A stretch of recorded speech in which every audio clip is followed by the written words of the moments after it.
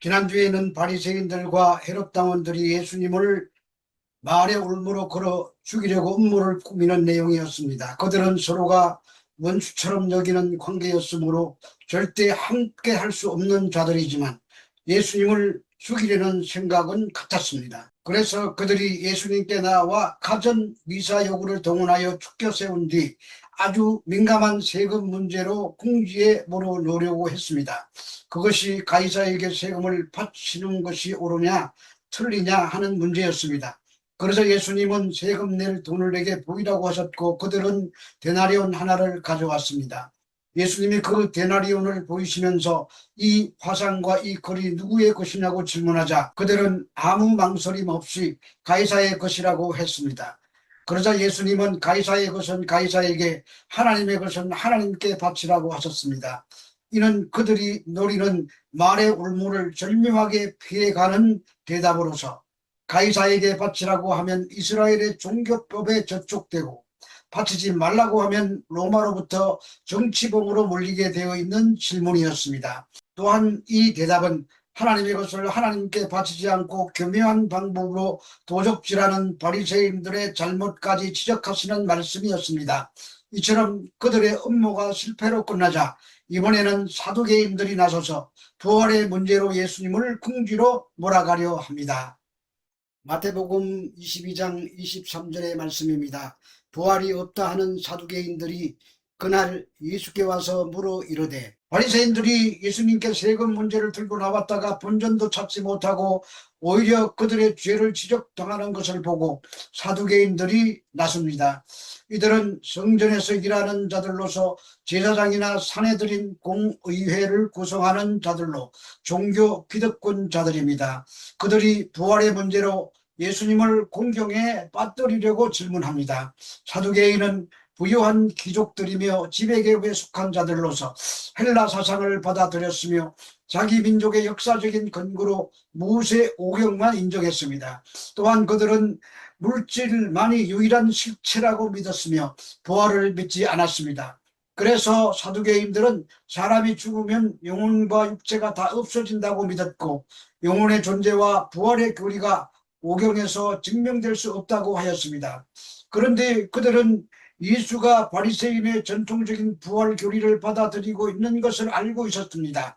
그래서 사두개인들은 그 교리에 모순된 점을 공격하여 백성의 인기가 최고조에 달한 선생님이신 예수님으로 말미암아 대답할 수 없게 만들어 망신을 주고자 하는 것이었습니다. 마태복음 22장 24절에서 28절의 말씀입니다. 선생님이여, 모세가 일러서되 사람이 만일 자식이 없어 죽으면 그 동생이 그 아내에게 장가들어 형을 위하여 상속자를 세울지니라 하였나이다. 우리 중에 7형제가 있었는데 마지가 장가들었다가 죽어 상속자가 없으므로 그 아내를 그 동생에게 물려주고 그 둘째와 셋째로 7째까지 그렇게 하다가 제후에 그 여자도 죽었나이다. 그런즉 그들이 다 그를 취하였으니 부활 때에 7 중에 누구의 아내가 되리이까? 그들은 모세를 언급하면서 자신들의 종교적 이론의 근거가 모세에게 있음을 은연중 강조합니다. 신명기 25장 5절에서는 형제가 자식이 없어 죽으면 형제가 형수나 제수를 취하여 아내 삼도록 했습니다. 이 풍습은 고대에서 근세까지 여러 동양 민족들에게 그 관습을 찾을 수 있는데 하나님께서 이 관습을 이스라엘의 법으로 정착시켰습니다. 이것이 계대 결혼이라는 율법입니다. 이 법은 자식이 없음으로써 가문이 끊기는 것을 가장 큰 재앙으로 여겼던 고대적인 사고의 뿌리를 두고 있습니다. 이 법이 기록된 신명기 25장 5절에서 10절까지를 읽어보도록 하겠습니다. 형제들이 함께 사는데 그 중 하나가 죽고 아들이 없거든 그 죽은 자의 아내는 나가서 타인에게 시집가지 말 것이요 그의 남편의 형제가 그에게로 들어가서 그를 맞이하여 아내로 삼아 그의 남편의 형제된 의무를 그에게 다 행할 것이요 그 여인이 낳은 첫 아들이 그 죽은 형제의 이름을 있게 하여 그 이름이 이스라엘 중에서 끊어지지 않게 할 것이니라. 그러나 그 사람이 만일 그 형제의 아내 맞이하기를 즐겨하지 아니하면 그 형제의 아내는 그 성문으로 장로들에게 나아가서 말하기를 내 남편의 형제가 그 형제의 이름으로 이스라엘 중에 있기를 싫어하며 남편의 형제된 이물을 내게 행하지 아니하였다 할 것이요 그 성읍 장로들은 그를 불러다가 말할 것이며 그가 이미 정한 뜻대로 말하기를 내가 그 여자를 맞이하기를 즐겨하지 아니하노라 하면 그 형제의 아내가 장로들 앞에서 그에게 나아가서 그의 발에서 신을 벗기고 그의 얼굴에 침을 뱉으며 이르기를 그 형제의 집을 세우기를 즐겨 아니하는 자에게는 이같이 할 것이라 하고 이스라엘 중에서 그 이름을 신벗긴 받은 자의 집이라고 부를 것이니라고 되어 있습니다. 대표적인 예로 룻기에서 보아스와 룻이 이 결혼법에 의해서 결혼을 합니다. 그래서 사두개인들이 이 계대 결혼을 예를 들어서 그 여자가 부활 때에 누구의 아내가 되는가를 질문하므로 예수님을 공경에 빠뜨리려고 하는 것입니다. 마태복음 22장 29절에서 30절의 말씀입니다. 예수께서 대답하여 이르시되 너희가 성경도 하나님의 능력도 알지 못하는 거로 오해하였도다. 부활 때에는 장가도 아니가고 시집도 아니가고 하늘에 있는 천사들과 같으니라. 그러자 너희가 성경도 하나님의 능력도 알지 못한다고 하십니다. 여기서 성경은 타스, 그리파스로 구약 성경 전체를 가리킵니다. 그 말은 부활의 교리가 전 성경에 걸쳐 지지를 받고 있는데 믿지 않는다는 뜻입니다. 그리고 하나님의 능력은 원어로 텐 dynamis to deu인데 이 말씀으로 무에서 유를 창조하신 전능하신 능력을 말합니다. 그러므로 천사 같은 영적인 존재를 만드신 하나님께서 영혼과 흙이 된 육체로 영적인 몸을 만드시는 것은 어려운 일이 아니라는 말이 됩니다. 그러나 사두개인들은 하나님께서 사람을 육체적 상태로 만드신 것만 알고 있었기 때문에 하나님의 능력을 제한하고 경시하는 죄악을 범하고 있는 것입니다. 그리고 알지 못하는 거로는 원문으로 보지 못함으로라는 말과 같은 뜻입니다. 이는 눈으로 성경과 귀조 세계를 보면서도 그 안에서 바른 진리와 하나님의 성품과 능력을 깨닫지 못하는 유대 지도자들의 무지함을 책망하시는 말씀입니다. 그래서 오해했다고 하신 것입니다. 그 말은 헬라어로 폴라나스데인데 이는 중간태로 너희가 너희 자신을 위하여 스스로 기만하고 있다는 뜻입니다. 이것은 그들의 마음의 완악함과 하나님의 진리에 대하여 무감각한 상태를 지적한 말씀입니다. 이어서 부활 때에는 장가도 시집도 안 가고 천사들과 같아진다고 하십니다. 현 생에서는 결혼은 하나님께서 인류를 번식을 위한 창조 법칙입니다. 그러나 부활 때에는 창조의 목표가 완성된 때이므로 더 이상 출산이 필요 없고 자연히 성적 만족을 위한 본능도 없습니다. 부활의 몸은 이렇게 존재와 질이 달라짐으로 결혼이 필요가 없게 되는 것입니다. 그 대신 이 세상의 쾌락과 만족과는 비교할 수 없는 다른 새롭고 영원한 즐거움과 만족이 있습니다. 그것을 하늘에 있는 천사들과 같다고 하십니다. 천사들이 영적인 존재이듯이 부활한 인간의 몸도 영적인 존재라는 말입니다. 그러나 천사가 되는 것이 아니라 천사의 존재 특성과 유성한 존재가 된다는 말입니다. 그때는 우리가 이 땅에서 사는 질서나 기초 가치관이 무의미해집니다. 새로운 가치관, 새로운 질서, 새로운 기초, 새로운 원리의 새로운 세상이 우리 앞에 펼쳐질 것입니다.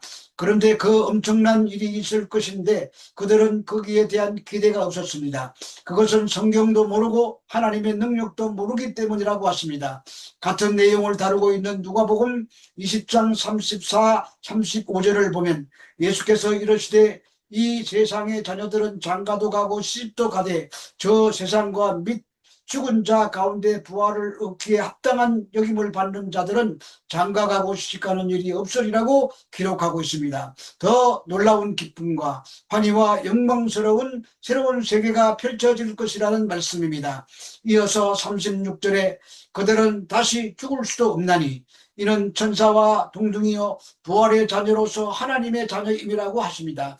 이 엄청난 사실 앞에 비록 우리 몸이 죽어 흙으로 돌아가겠지만 부활의 소망을 가지고 기뻐하며 즐거워하며 오늘을 살아야 할 것입니다. 마태복음 22장 31절에서 33절의 말씀입니다.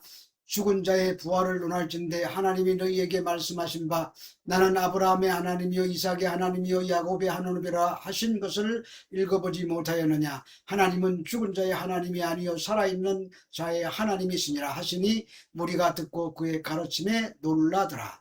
예수님은 이제 성경의 증거를 들어 부활의 사실을 입증하십니다. 하나님께서 모세에게 하신 말씀은 당시 이스라엘 백성만이 아니라 현재를 살고 있는 우리들에게도 유효한 말씀입니다. 우리가 사는 이 물리적인 3차원의 세계에는 과거, 현재, 미래라는 시간이 존재합니다. 그러나 하나님의 나라는 그와 같은 시간 개념이 없습니다. 왜냐하면 그곳은 영원한 현재이기 때문입니다. 하나님은 시간과 공간을 초월하시는 분이십니다. 그래서 하나님은 언제나 현재의 하나님이십니다. 그래서 아브라함 때에도 현재적인 하나님이셨지만 이삭에게도 야곱에게도 여전히 현재적인 하나님이시라고 하십니다. 그것은 우리에게도 마찬가지입니다. 언약은 원래 당사자들끼리 하는 것입니다. 그래서 그 언약이 끝까지 유지되려면 언약의 당사자들이 죽으면 안 됩니다. 그런데 그 언약 자체가 무효가 되기 때문입니다. 따라서 하나님이 죽어서도 안 되고 언약의 당사자인 아브라함이나 이삭이나 야곱이 죽어서도 안 되는 것입니다. 그 말은 아브라함과 이삭과 야곱이 현재적으로 살아있다는 말입니다. 따라서 언약을 기억하사라는 말은 언약이 유효하다는 뜻입니다. 그 언약이 유효하기 때문에 출애굽까지 모세를 불러서 그 언약을 하나님이 실행하시려고 하신 것입니다. 그것은 오늘날 우리들에게도 마찬가지입니다. 그래서 하나님은 산자의 하나님이 되시는 것입니다. 하나님께서 현재 시제를 사용하셨다면 아브라함과 이삭과 야곱은 더 이상 죽은 자가 아닙니다. 그들은 존재가 소멸되어 버린 것이 아니라 하나님 앞에서 지금도 살아있습니다. 비록 그들의 육체는 썩어 흙이 된 지 오래되지만 그들의 영혼은 하나님과 함께 있어서 실제적으로 살아있는 것입니다. 그들이 죽으로 멸절되었다면 그들과 후손에 대한 하나님의 언약이 아무런 의미가 없어집니다. 그래서 출애굽 때 그 말씀을 들었던 모세와 백성들도 만약 아브라함과 이삭과 야곱이 죽어 멸절되었다고 믿었다면 하나님의 그런 말씀을 비웃었을 것입니다. 그러므로 모든 것이 멸절된다는 사두개인들의 생각과 사후의 생명이 살아있다는 이 두 믿음 사이에 어느 쪽을 선택하는 것이냐의 문제입니다. 영혼의 불멸이 육체의 부활을 암시한다는 것은 너무나도 분명한 사실입니다. 예수님께서는 오경의 기록자인 모세의 권위에 호소하여 자기들의 논리를 합리화시키려는 사두개인들에게 오히려 모세 오경에 있는 하나님의 말씀을 통하여 부활 교리를 확정하신 것입니다. 그 말씀 끝에 무리가 놀랐다고 했는데 누가는 바리새인과 서기관들이 놀라워했다고 기록하고 있습니다. 믿는 자는 죽음이 끝이 아닙니다. 그 후에는 부활이 있고 영원한 세상이 주어집니다. 성도는 이런 놀라운 복을 받은 자입니다. 그러므로 이 복을 받은 자들로서 세상을 이기고 믿음으로써 끝까지 승리하시는 자와 여러분들이 되시기를 지금도 살아계신 주 예수 그리스도 이름으로 축원합니다.